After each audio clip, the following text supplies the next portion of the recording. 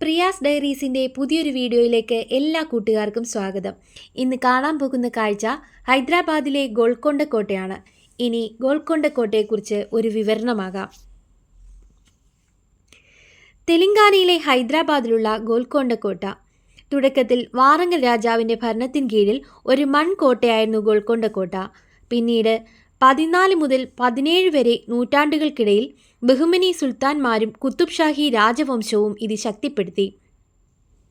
ഹൈദരാബാദിൻ്റെ പടിഞ്ഞാറൻ ഭാഗത്ത് സ്ഥിതി ചെയ്യുന്ന ഗോൽക്കൊണ്ട കോട്ട യഥാർത്ഥത്തിൽ മംഗൽ എന്നറിയപ്പെട്ടിരുന്നു.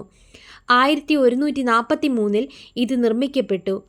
വാറങ്കൽ രാജാവിൻ്റെ ഭരണത്തിന് കീഴിൽ ഒരു മൺകോട്ടയായി ഇതാരംഭിച്ചു.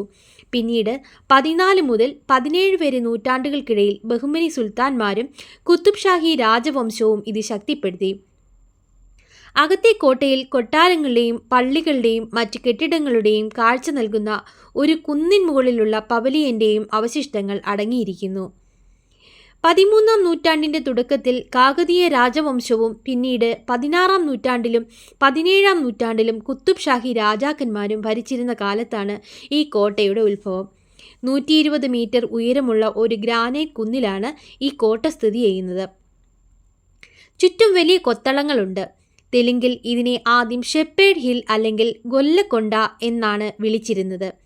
ഐതിഹ്യമനുസരിച്ച് ഒരു ഇടയ ബാലൻ ഈ പാറക്കെട്ടുള്ള കുന്നിൽ ഒരു വിഗ്രഹം കണ്ടെത്തി. ഇത് പുണ്യസ്ഥലത്തിന് ചുറ്റും ഒരു മൺകോട്ട നിർമ്മിക്കുന്നതിലേക്ക് നയിച്ചു. പിന്നീട് ബഹാമനി ഭരണാധികാരികൾ നിയന്ത്രണം ഏറ്റെടുത്തു. കുത്തുബ് ഷാഹി രാജാക്കന്മാർ ഇതൊരു വലിയ ഗ്രാനൈറ്റ് കോട്ടയായി വികസിപ്പിച്ചു. വിവിധ ചരിത്ര സംഭവങ്ങൾക്ക് സാക്ഷ്യം വഹിച്ച ഈ കോട്ട 1687 മുഗൾ ചക്രവർത്തിയായ ഔറംഗസീബ് കീഴടക്കിയപ്പോൾ അവശിഷ്ടമായി അവശേഷിച്ചു. ഗോൽക്കൊണ്ടയിൽ ഇപ്പോഴും ഘടിപ്പിച്ച പീരങ്കികൾ, 4 ഡ്രോ ബ്രിഡ്ജുകൾ, 8 കവാടങ്ങൾ, വിവിധ ഹാളുകൾ, മാസികകൾ, സ്റ്റേബിളുകൾ എന്നിവയുണ്ട്.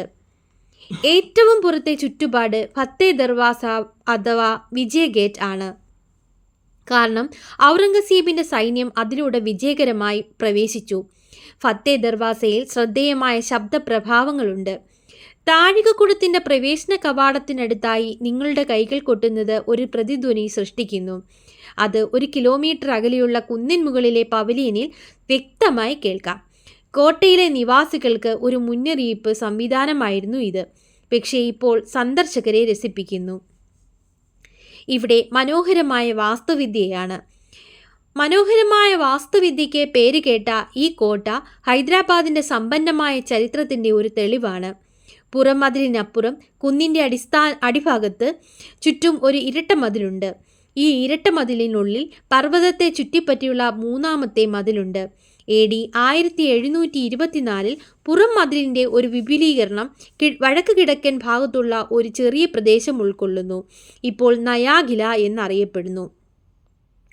മാർക്കോ പോളോ പോലുള്ള വിദേശ സഞ്ചാരികൾ സൂചിപ്പിച്ചതുപോലെ ഗോൽക്കൊണ്ട കോട്ടയ്ക്കുള്ളിൽ നന്നായി ആസൂത്രണം ചെയ്ത ഒരു പട്ടണമായിരുന്നു. മധ്യകാല ലോകത്ത് രത്നങ്ങളുടെയും വജ്രങ്ങളുടെയും വ്യാപകമായ വ്യാപാരത്തിന് പേര് കേട്ടതായിരുന്നു അത്. കോട്ടയുടെ ഉയർന്ന പ്രദേശങ്ങളിൽ ആയുധപ്പുരകൾ, പള്ളികൾ, കളപ്പുരകൾ, ജലസംഭരണികൾ, പ്രേക്ഷക അറകൾ എന്നിവയുണ്ട്. കോട്ടയുടെ ചുവട്ടിൽ രാജ്ഞിമാരുടെയും രാജകുമാരിയുടെയും അവരുടെ രക്ഷാധികാരികളുടെയും വസതികളുമുണ്ട്.